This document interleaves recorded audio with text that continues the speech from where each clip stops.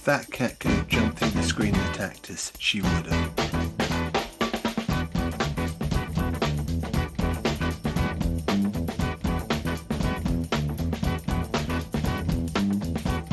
Hello and welcome to Everything's Fine, probably your weekly antidote to bad news. The show that believes we should be able to bring back happiness and hope, even if we did lose the receipt, spill coffee on the packaging and accidentally sit on the warranty. Now, a couple of weeks ago, I introduced you to Doctor Who's accidental swear word and suggested that if Nigel Farage turned up banging on with his usual blend of hypocrisy, grievance and pub carpet nationalism, you should simply tell him to spack off. And this week, I'd like to give a heartfelt shout out to the good people of Felixstowe who appear to have done exactly that. Maybe not in those exact words. According to ITV Anglia, Farage's planned walkabout in Felixstowe was curtailed after protesters heckled him, including the truly devastating tactical deployment of the Dad's Army theme tune.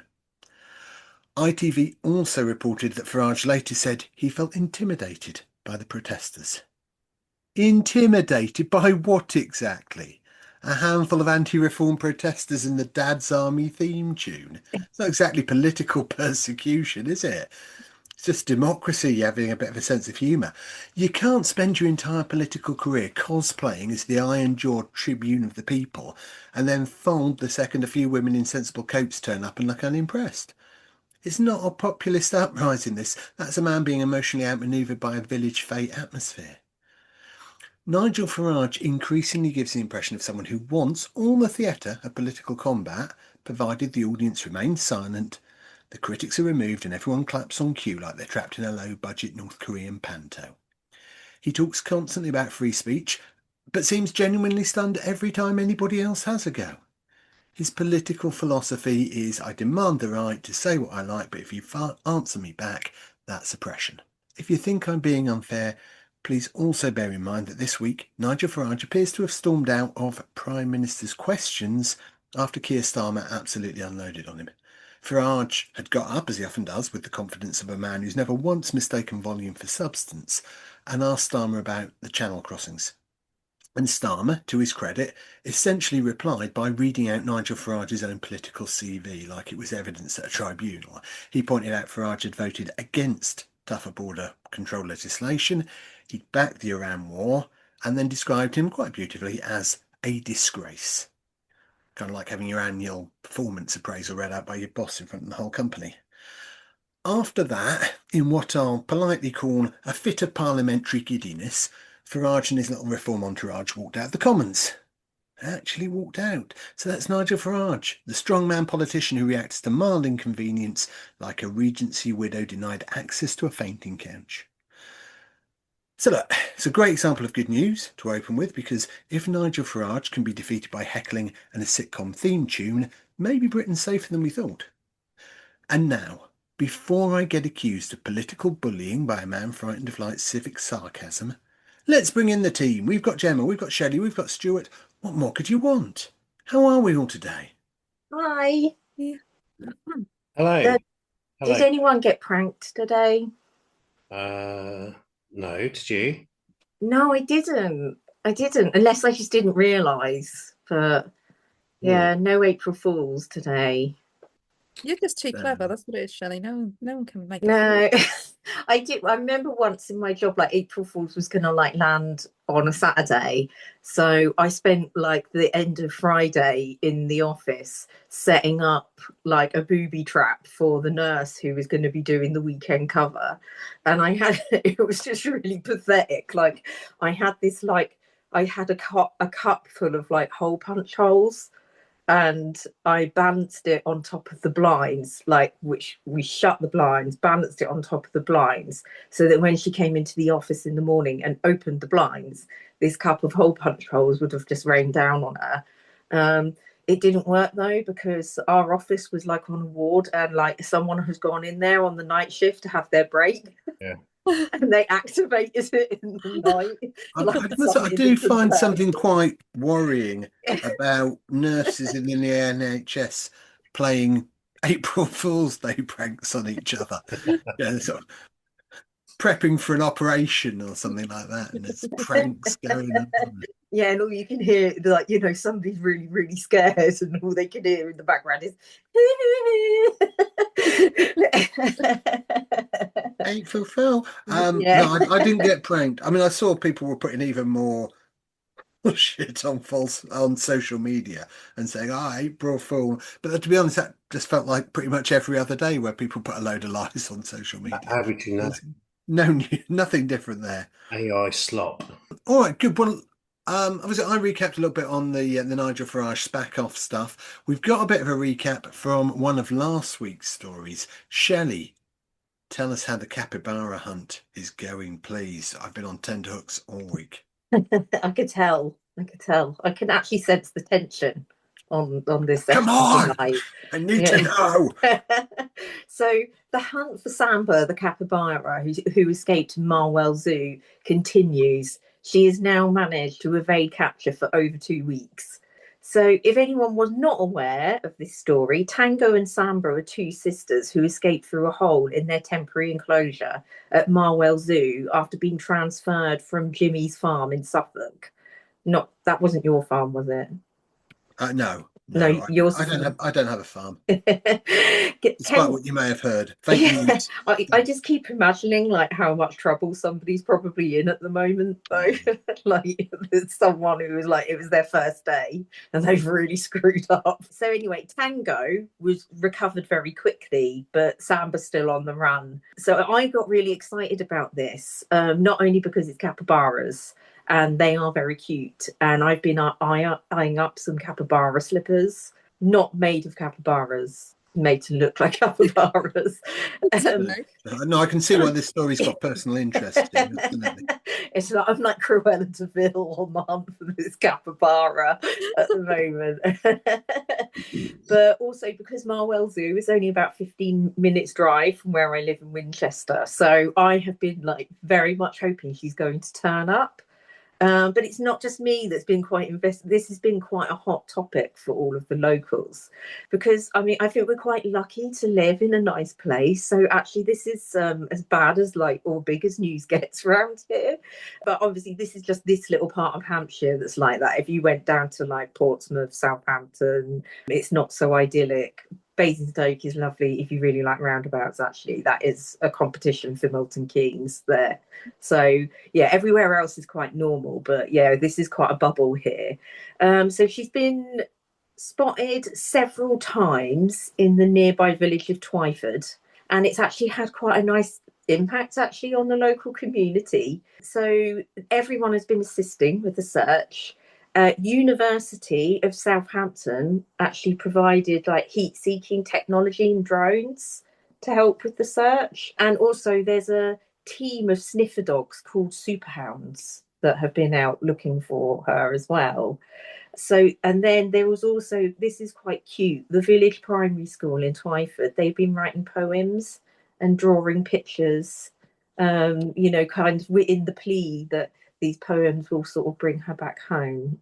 And I think it also said that lots of the children, they're kind of going out with their families along the River Itchen at the weekends, hoping that they're going to find her. But I'm hoping I'm going to find her. I want to be in the local news as the person who found Samba, but they've got a better chance than me because they live closer to where she is. So it's also attracted global attention as well. So a news team in Chicago reported on this, but they said a capybara has escaped from a zoo in the village of Hampshire.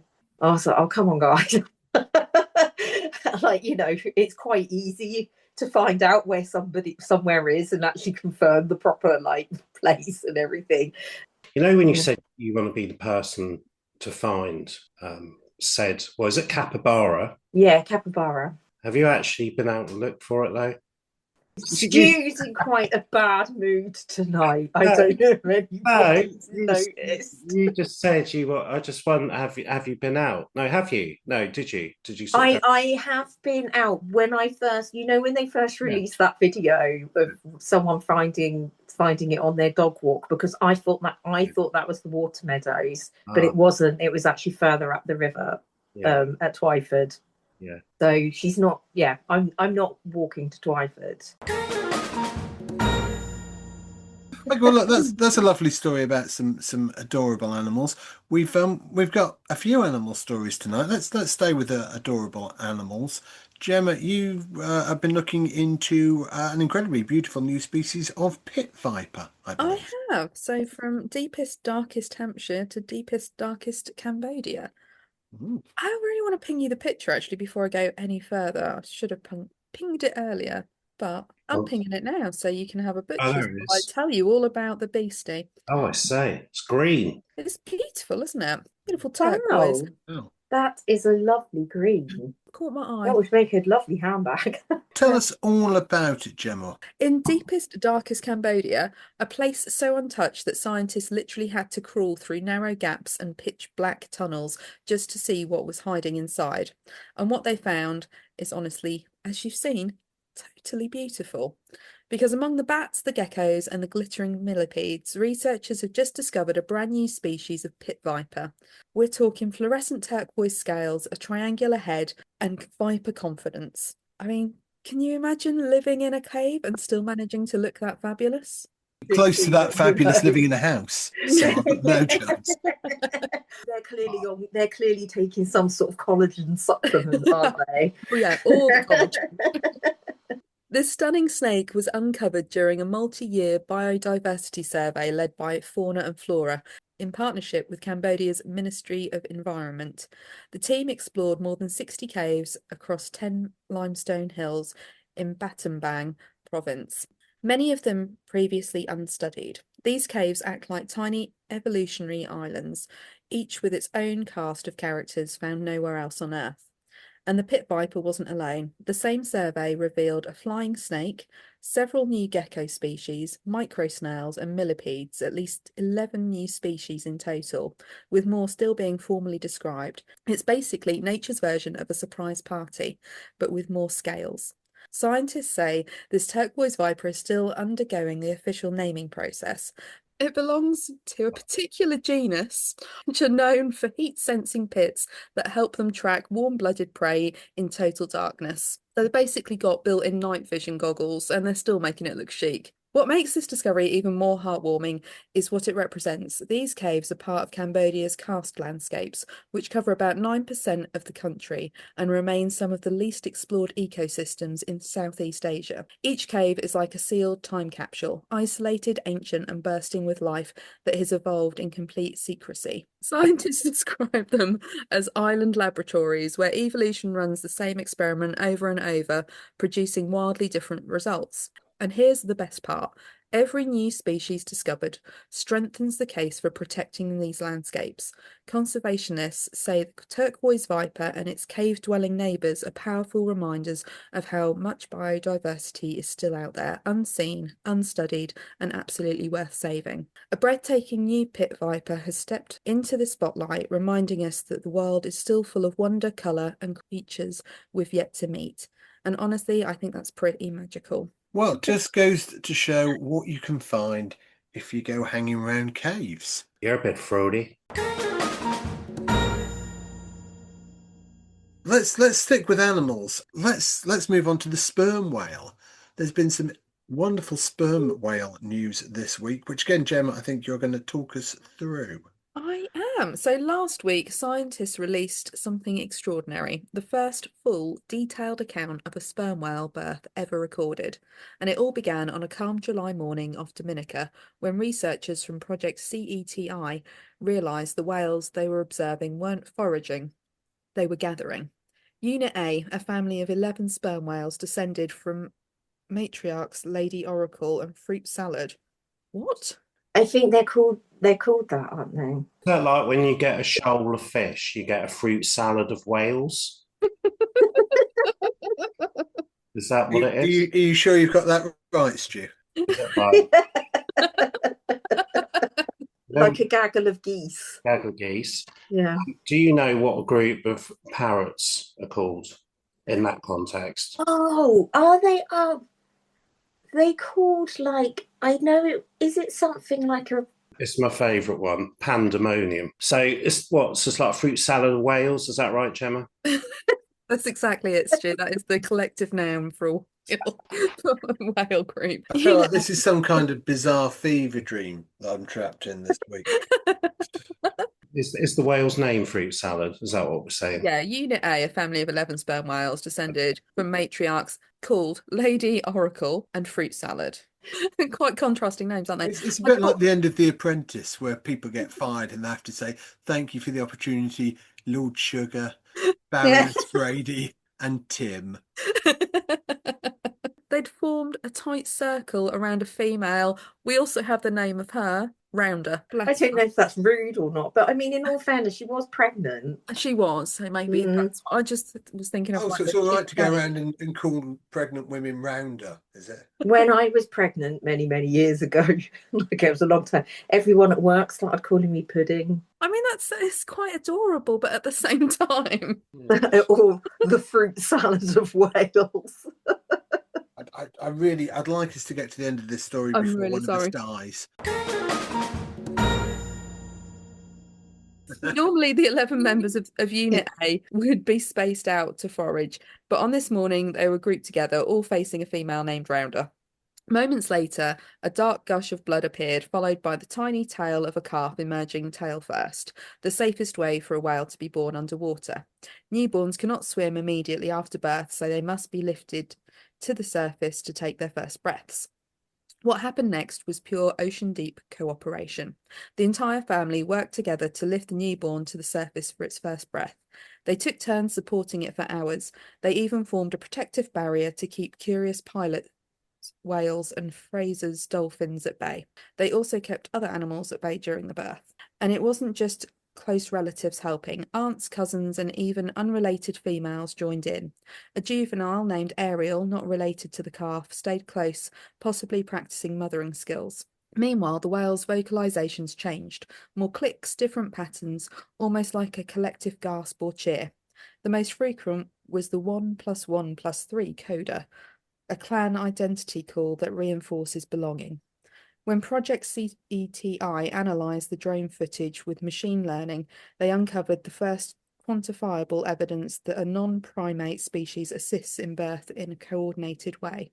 And the best news, a year later, the calf was spotted again, alive, healthy, thriving. A rare moment, a remarkable family, and a reminder that even in the deep ocean, cooperation is a lifeline. It's just like something that you see, like most animals, like on land, they kind of just have to get on with it themselves, don't they? Yeah. But yeah, they actually needed each other in that situation, and it's like they're trained and they know what to do, and everyone had their job. Exactly. Yeah, amazing. Let's continue on with another animal story. Well, it's a prison story and an animal story. Normally when prisons are in the news, it's one of three things: they're overcrowded, they're falling apart, or someone on Facebook's decided they're all basically centre parks but with bars. I have to say, one of the most irritating recurring myths in British public life is the idea that prisons are somehow soft, that inmates are all lying around in fluffy robes enjoying a light Pilates class before a therapeutic panini and a little lie down. The actual reality of prison, both here and elsewhere, is usually quite a bit grimmer than that. There's overcrowding, boredom, violence, mental health problems, isolation. Very little that actually helps people come out less broken than they went in. In England and Wales, prison overcrowding's been so bad that the government's repeatedly had to use early release schemes just to stop the system running out of room entirely. So reporting last year said male prisons were operating at around 99% capacity and on course to run out of space again. So it's not exactly the Ritz with barbed wire. It's not even Butlins. But into this bleak and extremely British atmosphere comes a cat. In some prisons, lots of cats. So it's not just a prison story, it's a cat story. There are some prison programs and prison ground cat schemes where inmates help look after stray or community cats. Now, I fully accept that this sounds a bit like the setup to a children's book written during a nervous breakdown. Mr. Tibbles goes to category C or something like that. But it is true, and there is something actually quite powerful in all this. So in Chile, for example, almost 100 cats living in the Santiago Sur Criminal Detention Centre received veterinary care through a joint programme involving humane welfare groups, and reporting said that many inmates have formed strong bonds with the cats. They were already trying to care for them despite limited resources. The cats were spayed and neutered, they were vaccinated, they were treated for wounds and parasites, and given proper support. In the US, you've got advocacy groups like Alley Cat Allies. They've worked with prisons on trap, neuter, return programs, helping prison-based cat populations avoid being trapped and taken to shelters where many would be euthanised. There's a couple of good bits of news here. The cats get safety care and a better chance of survival, and the humans get responsibility and emotional connection and a little bit of softness in a hard environment. So quite a bit more rehabilitation there than a lot of justice secretaries have managed. I want to tell you about one particular prison in Michigan. I think you're going to love this. So most inmates in there now own cats, but only inmates with good behaviour earn the right to become cat parents. So you Good, as it should be. Absolutely. If you misbehave, you get your cat taken away. So the prison runs regular checks. If you mess up, yeah, your cat gets taken away from you. Oh no, that's cruel, taking the cat away. Well, that's what happens if they misbehave. Oh, I don't know if I agree with that, actually. Well, let me tell you how it's worked, because it's been really effective. So I feel upset. what they wanted to do, they rehomed 500 homeless cats from nearby cities by pairing them with prison inmates. And there were critics who were concerned that these hardened criminals would hurt the cats and abuse them. But instead, these muscular tattooed men just turned into complete softies. Suddenly everybody wanted a cat. So they started working harder, studying more, just to earn money for cat clothes and for toys. They clean litter trays, they groom their cats, they save up their commissary money for treats. Prison Talk is all about how to care for cats properly. Inmates build little cat towers together. Some of them have learnt to knit so they can make sweaters for each other's cats.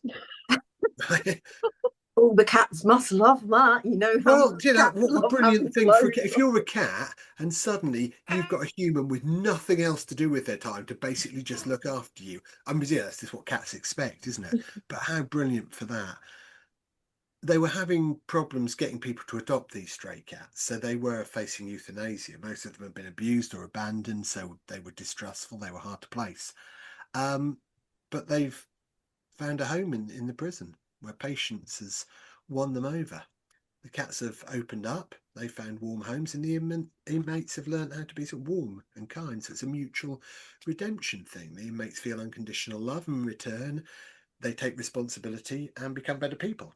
Since the programme launched, violent incidents and rule violations have dropped by 300%. Apparently a fight did break out when one inmate called another inmate's cat ugly, but otherwise, you know, it's all good. I think, honestly, I think this whole thing makes a lot of sense, right? If prison's a place that strips away things like autonomy and trust and routine and tenderness, then, you know, giving someone a purpose, that's quite a profound thing to do. Cat's shit. Yeah, basically.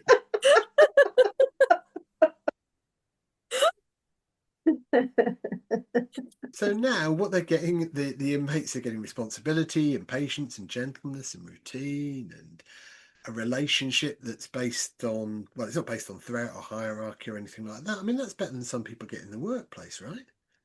Do you think animals can get past people's defences in a way that humans often can't? Definitely. Yeah, I do. I mean, I think cats, they've really learned like their own little ways of communicating with humans, haven't they? They've really sort of developed over like all this time a way to live side by side us and survive off of us. So I think that's probably why it works. I think so. And I think being trusted to care for something changes the way that we see ourselves and how we feel about ourselves, right? I think prison says, I mean, they've always been very good at punishment, but they're not very good at helping people turn into more functional and emotionally regulated human beings. But I think this story is a really useful one because I think it punctures one of the dumbest right-wing myths in circulation, which is this idea that if anything remotely humane happens in a prison, it means prison is too nice. And therefore, you know, that's unacceptable. A prisoner must not experience one single moment of emotional regulation or civilization will collapse. If you're going to spend your whole time making everything as bleak and dehumanizing as possible, don't act surprised when people come out worse. That's why they change category levels, don't they, through prisons? Because you can actually move from like a higher category to a lower one if you're improving. So, if you were like absolutely just like Hannibal Lecter, you're probably not going to be allowed to go and have a cat, are you? Well, possibly not. But just had Hannibal Lecter been given a cat and managed to avoid eating it, it might have really awakened his softer side. Maybe, but even that, or he would have just ended up with some really nice mittens. Maybe so. I think he probably just allowed the cat's evil side to come out too. I think one thing to just remember with this is it's not just a fluffy human interest gimmick. It's good for the cats too, because these are unwanted, vulnerable cats. They're at risk of illness or being euthanized, and they end up in a nice, safe environment where they get food and care and people obsessing over it. I think that's the only prison reform policy I've heard of that sounds both humane and like a Pixar movie combined. Yeah, so I didn't know. Just one question, but did you say that they got veterinary care as well? The cats got, so it came. Oh, see, that is really good, because then you think about all those stray cats, and they would just be like captured or euthanized, or they get like FIV and all kinds of things, don't they? So Yeah. they can be looked after. Yeah, that makes sense. Put the cats in prison. All right, let's move on from animal stories. I want to talk about something I think is actually quite important, also slightly sinister, which is that Meta has just lost a major court case in the US over harm caused to a young user. Now, what interests me about this isn't just the verdict itself, it's that I think we might be reaching the point where society is finally starting to ask a much more useful question about social media.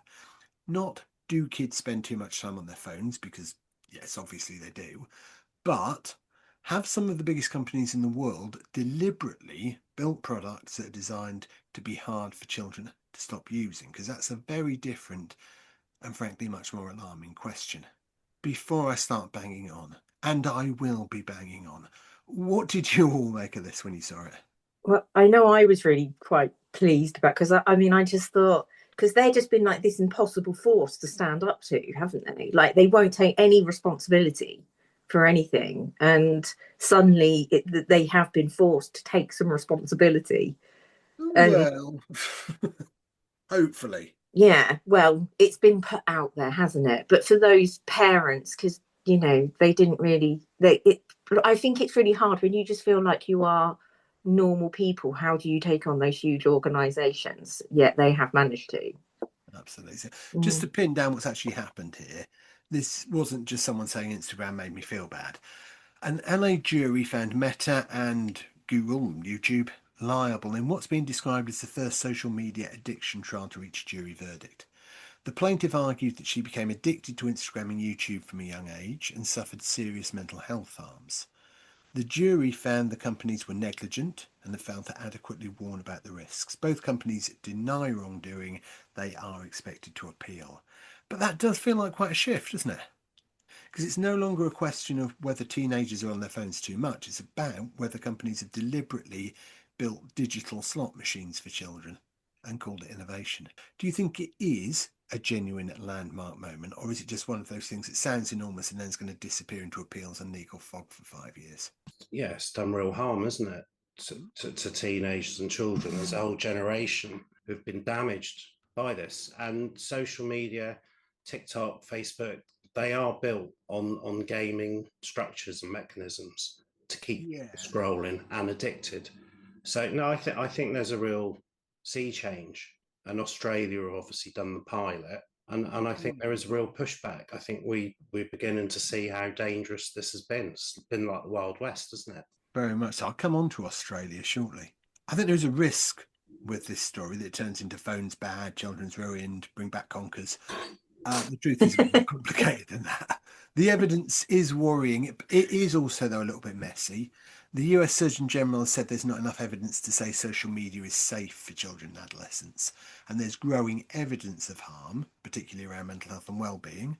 Up to 95% of 13 to 17-year-olds use a social media platform, and more than a third say they use it almost constantly. So it's not a niche issue by any stretch.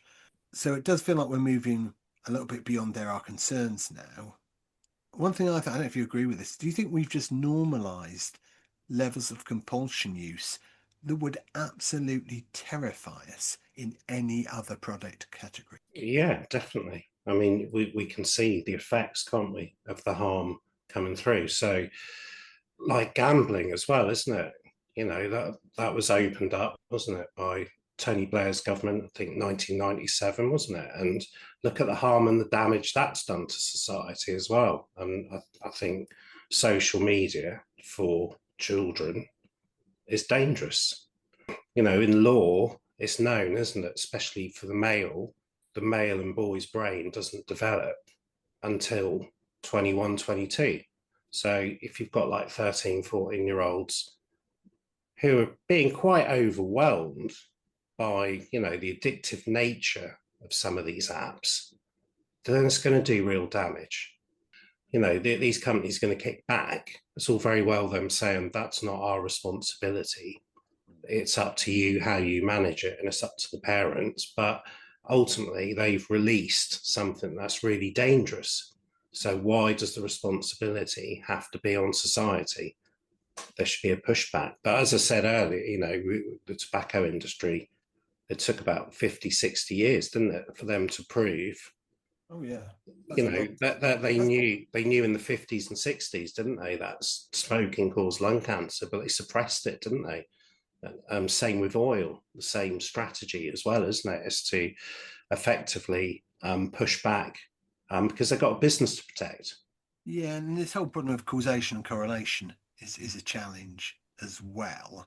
So can you prove that social media is damaging? That's what I think. There's another really interesting story. I don't know if you saw it this week. There's a new study starting in the UK.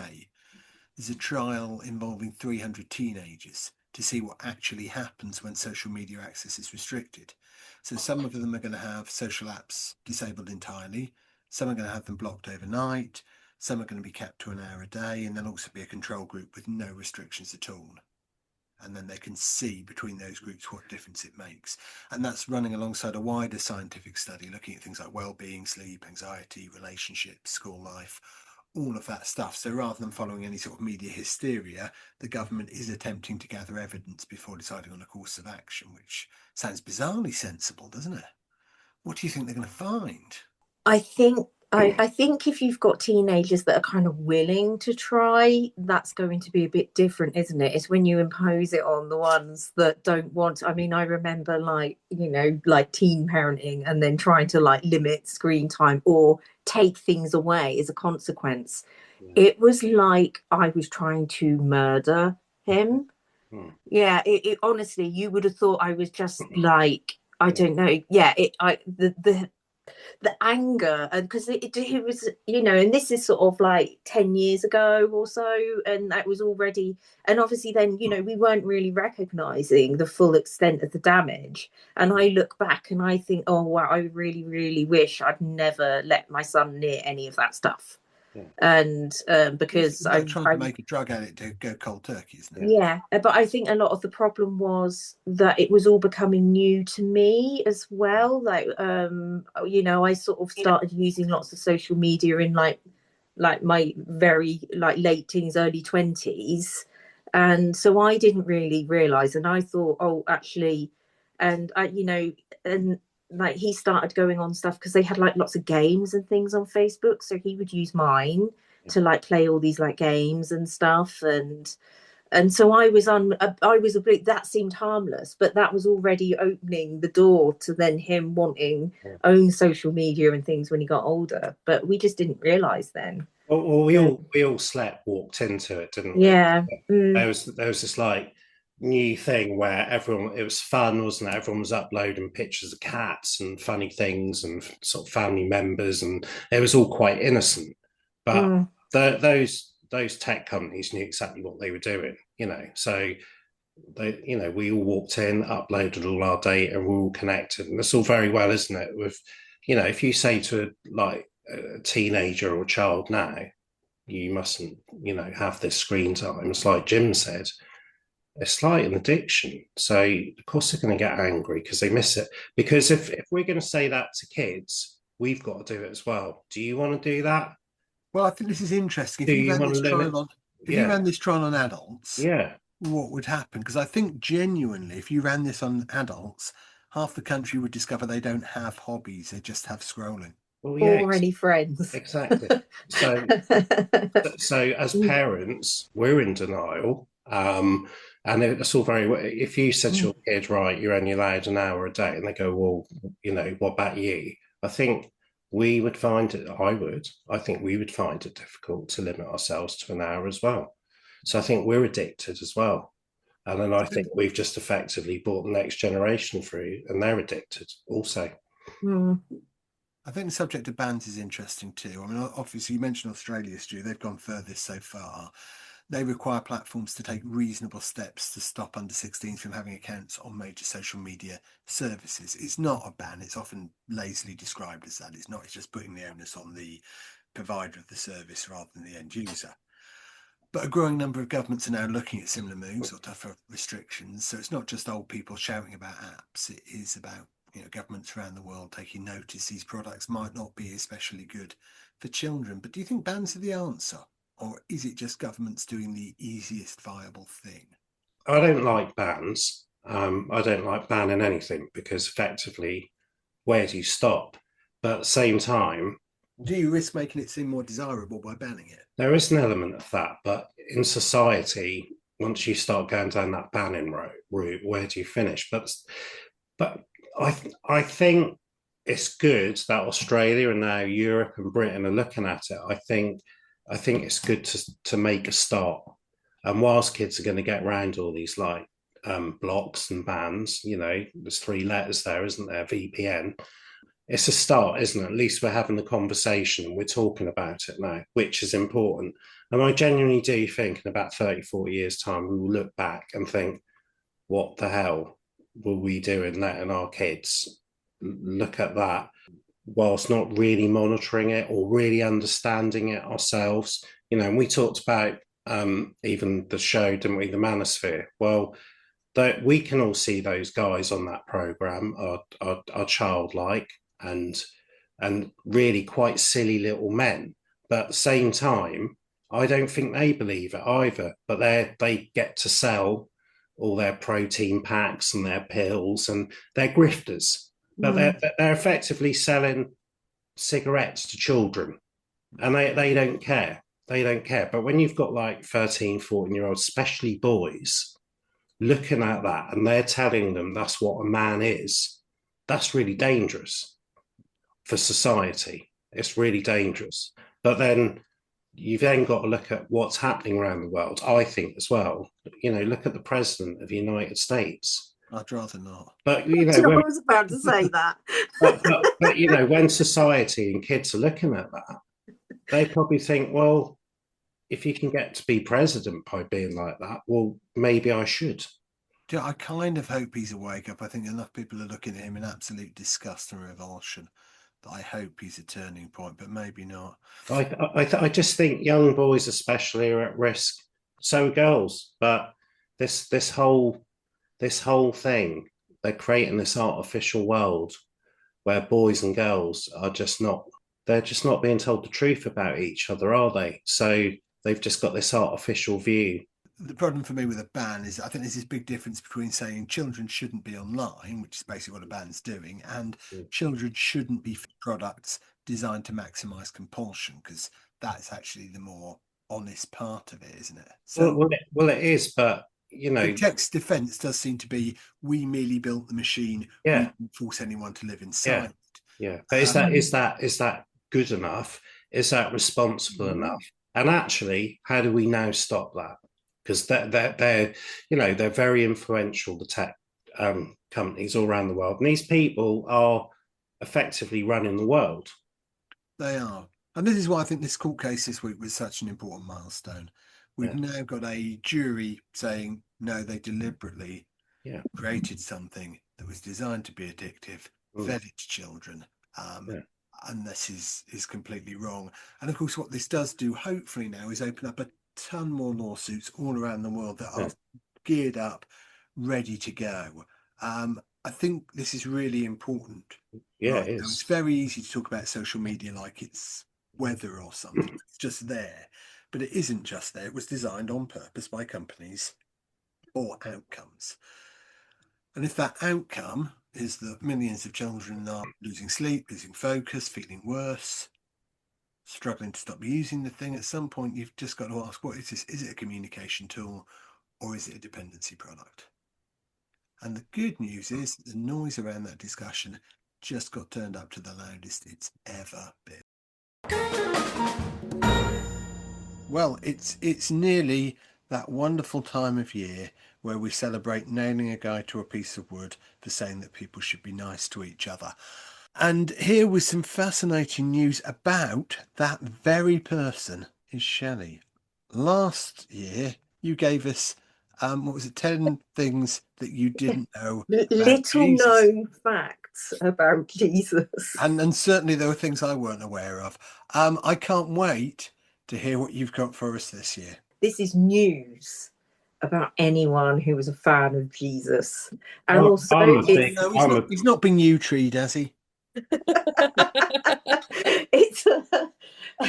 I'm a big fan of Jesus. Yeah, what could go wrong? I think he seemed quite nice. He's a prophet across many religions, isn't he? So, what do you prefer, though? Carpenter Jesus or baby Jesus? Which Jesus, sorry? Baby Jesus or Carpenter Jesus? I think this story would make me more of a fan of Carpenter Jesus. Yeah, but that's not, we like baby Jesus, don't we, Jim? Tell me, Stuart, when you go out, like in the evening, do you order your own personal Jesus or do you get a Jesus for the whole table to share? Who are they called? Special Road? That's right, well done. Is that where we were going with that? I don't know where I was going with that. Let's where we're going. Bring in the Jesus news. We need to get on. I think the reason I brought in baby Jesus is because when I shared a room a couple of times with Jim, when he goes to sleep, he looks like little baby Jesus. They're like a little light shining down on him. I say, go to sleep, little baby Jesus. And he wonders why I don't want to share hotel rooms with him. Anyway, Easter is here, which is my favourite time of year still. I haven't changed my opinion of that. It is the best holiday. So it's special not just for the fact that it's a 4-day bank holiday and there's chocolate, but it's time for us to celebrate the resurrection of Christ.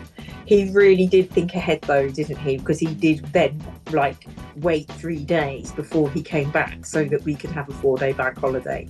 I will always be grateful.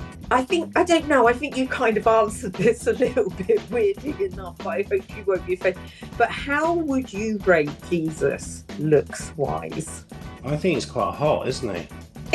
Yeah, I mean, yeah, I think it depends how you imagine Jesus, if it's likely that he's tall, dark and handsome. Yeah, well, I imagine him sort of, I imagine him as black, actually, black Jesus. Historically, he probably would have been, wouldn't he? I think he would have looked sort of Middle Eastern. Yeah, but that's even cooler. That's what I mean. Yeah. That's how I see Jesus, with a loincloth on there. I think, you're going to be really invested in this then. So there is a group of gay and trans nuns in San Francisco. Sorry? I'm so excited. I'm drooling. They sound a bit zesty. There is a group of gay and trans nuns in San Francisco called the Sisters of Perpetual Indulgence. They are a charity that was established in 1979 who devoted themselves to community service and promoting human rights, respect for diversity and spiritual enlightenment. And their site says that they use humour and irreverent wit to expose the forces of bigotry, complacency, and guilt that chain the human spirit. So every year, the sisters hold an annual Easter celebration, which is free to attend, and it's called Easter in the Park, and that will be held this weekend at Dolores Park on Sunday, Easter Sunday, April 5th. So it includes like live music, drag performances, there's an Easter bonnet contest, but the highlight of this that drew me in is the Hunky Jesus contest. This is like kind of a Jesus-like beauty pageant, if you like. Gemma, you look like you have questions. Is it too late to organise another pod outing? I mean, I think we've got time to get to San Francisco. So that this has become so popular. There are so many Hunky Jesuses out there that the sisters have to have a backstage pre-screening, so only the very hunkiest Jesus gets to make it on into the finals and onto the stage. Would you like to see some pictures from previous years? Damn, yeah. Would I? Let me... So, just for the purposes of the podcast, we're now looking at pictures of Hunky Jesus. Hunky Jesus. I nearly sent it to like the wrong group. Nearly go to your family group. Yeah, I never explained to my mum. So there's one. That's a little example. I think the one in the middle looks fun. It does. I'm not sure the one on the right really counts. No. Look at this one, really, really putting in some effort there. Oh, that's the cross and everything. that's some serious cosplay there, isn't there? Going on. Yeah. A little wave to the crowd. I like to think Jesus would have showboated one carrying his cross up to down to it. Wait for this though. Wait for this. This is this the hunkiest Jesus of all? This is This is the hunkiest Jesus. Oh my! That is a buff Jesus. Yeah, I still think the first picture in the middle, he looks more fun. You know, I think he'd be more, sharing. So party Jesus, you're more up for party. I think he's party Jesus. Yes, Gemma. I think he is. I think he'd be sharing out the blood of Christ, wouldn't he? It'll all be. Yeah. Do you think getting fine on that, wouldn't we? Really hunky Jesus might not be as interesting? I think he looks it'd be a bit boring, I think. He'd just sort of tell me about his workout routines and his skincare routines. Whereas I think party Jesus, I think you're going to have some fun there. What do you think? Wearing Jim? shades, isn't it? What do you think? No, I think you might be right. Yeah, he might be a little bit too into his reps. I quite like the Jesus with the red sash though. His hair is amazing. Yeah, he's a good one. He's got good hair. Yeah. I think the one in the middle with the cross, I think he looks a bit earnest to me, if I'm honest. You don't want your Jesus too earnest? No, I think he's too earnest. You said as a competition, my vote would go to Party Jesus. So are you going Party Jesus, Jim? Yeah, I'll go with Party Jesus. Gemma, what are you voting for? Yes. Yeah. Are you I feel like overwhelmed? you've taken on the role of head judge, so I'm kind of. I'm just trying to collate it. You can pick what you like. Now, buff Jesus, earnest Jesus. Yeah, Gemma, are you overwhelmed? I am slightly overwhelmed. Would you like to, we could make a calendar, couldn't we? We could go onto photo box or something and make a Jesus calendar. So apparently though, they're also they've been making a documentary about this. And Who's your favourite one, Shelley? Well, I do actually think my favourite one is the one with the hair and the red sash. Oh right, yeah. Yeah, I do think it is his hair. That hair is just amazing. Do you think Party Jesus maybe just a bit too much? I think the one with the sash could have a good time, but I think he knows when to rein it in a little bit. I think, I don't know. He looks like he'd make sure you get home safe. Yeah, he would. Yeah, he definitely would call you. I mean, Party Jesus, you wouldn't get home safe, would you? Yeah, Party and that Jesus, looks like it's definitely he wouldn't know when real... to start, would he? For him, getting crucified is every night. He has to hold Party Jesus's hair back while he's vomiting. I mean, you haven't disappointed with this Jesus news, Shelley. I know, but This is incredible. do you want to know about the documentary? Yeah, So there is going to be a documentary which they are going to call Hunky Jesus, and it's going to premiere this year at London. I'm just really typing this out quickly. It's going to be premiere at the London LGBTQIA plus film festival. So I think that's what we need to get to. But it will follow some of the sisters and actually look into the work that they carry out and look into some of the history of their organisation as well, including their frontline response to the AIDS epidemic. So I think it's going to be a really good documentary as well, actually. That sounds really cool. Yeah, yes. Well, how do you follow that? That feels like a good place to end it. This week, we've learned that Nigel Farage can be defeated by public mockery, Jesus is hot, and social media may in fact be a legally actionable attention vacuum. So, if nothing else, we've covered the essentials. And I suppose that's the point of the show, really, isn't it? The world is often stressful, stupid, noisy, and held together with what looks like damp string, but it's also full of strange, decent, funny little things that remind you not to give up completely. So thank you very much for listening. Thank you to Gemma, Shelley, and Stuart. If you've enjoyed this, do subscribe, follow, review, recommend us to a friend, or just shout about us in a car park like a modern town crier. We'll be back next week with more good news, more bad jokes, and more evidence that civilization may yet stagger onward.